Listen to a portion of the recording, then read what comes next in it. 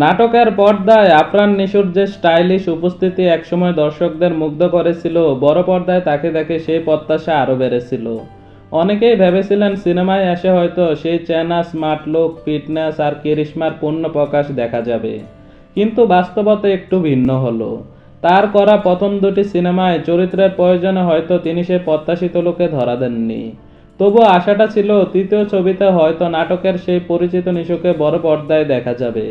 কিন্তু প্রকাশিত কিছু ছবি দেখে বোঝা গেল সিনেমায় আপাতত তাকে স্টাইলিশ অবতারে দেখার অপেক্ষা আরও দীর্ঘ হতে পারে। অনেক দর্শকেরই মনে হয় অভিনয়ের পাশাপাশি ভক্তদের পছন্দের জায়গাটাও অভিনেতাদের বিবেচনায় রাখা উচিত। নিশুর ক্ষেত্রে স্টাইলিশ লুক, রোমান্টিক কিংবা অ্যাকশন জনরায় তাকে দেখার আগ্রহ প্রবল। কারণ পারফর্মার হিসাবে তিনি যে কতটা শক্তিশালী তা সুরঙ্গ কিংবা দাগিতে আগেই প্রমাণ করেছেন।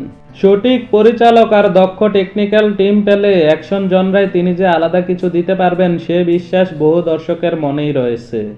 দাগি ছবিতে অভিনয়ের মাধ্যমে দর্শকের মনে দাগ কেটে যাওয়ার পর স্বাভাবিকভাবেই প্রশ্ন উঠেছিল এরপর আফরান নিশুকে কোন ছবিতে দেখা যাবে। কিছুদিন পর জানা যায় তার পরবর্তী সিনেমার নাম দম, পরিচালনা করছেন রেদওয়ান রনি। এই ছবির মাধ্যমেই রনি আবারও নির্মাণে ফিরছেন, যা নিয়ে আলাদা কৌতূহল তৈরি হয়েছে। বিনোদন অঙ্গনে আফরান নিশোর যাত্রা শুরু হয় মডেলিং দিয়ে। নাটক, ওয়েব সিরিজ ও চলচ্চিত্র তিন মাধ্যমেই কাজ করার অভিজ্ঞতা রয়েছে তার।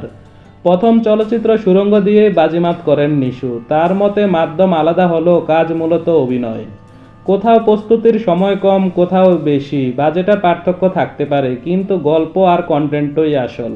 নিশু নিজেই বলেন তিনি সবসময় ভালো গল্পের সঙ্গে থাকতে চান। নাটকে হয়তো 3 দিনের শুটিং, আর ওয়েবে বা সিনেমায় সেই কাজের জন্য পাওয়া যায় 30 দিন।